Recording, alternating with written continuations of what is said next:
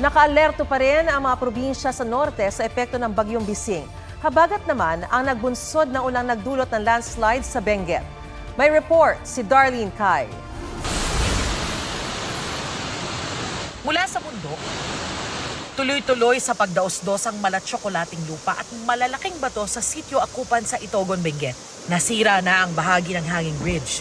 Talagang nininirvyos kami Hindi kami nakatulog, lalo na nung nag-start yun, mga hapon na.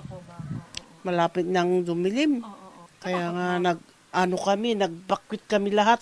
Muling nagka-landslide kaninang umaga dahil sa ulang dulot ng habagat. Sa pangambang baka madamay ang ilan pang bahay at paaralan, nag-clearing operation ng mga otoridad at residente. Hindi kasi makagamit ang backhoe dahil wala nang madaanan. Mahigpit ding binabantayan ang mga magtatakang dumaan sa mga tunnel ng mga minahan. Minomonitor din ng ilang landslide-prone areas. Yung probinsya ng Abra at probinsya ng Apayao dahil nga sila yung nandoon sa extreme north ng Cordillera.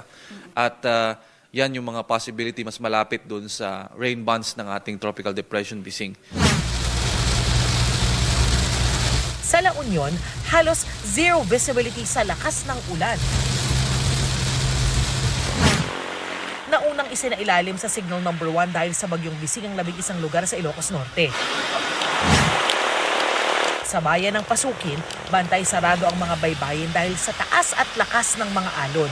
At dahil bawal munang mangisda, hinango mula sa dagat ang mga bangka.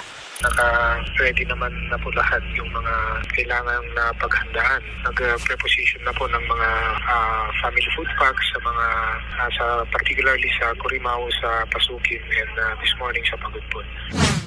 May pagbaha na rin sa Ilocos Sur. Sa Candon City, binabantayan ang pagtaas ng mga ilog.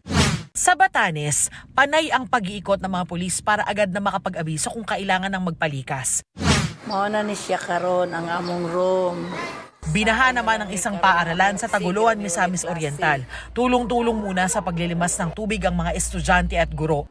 Ayon sa school head, bukod sa malakas na hangin, nagpapabaha rin ang naging epekto sa kanilang drainage system ng konstruksyon doon ng karagdagang classroom.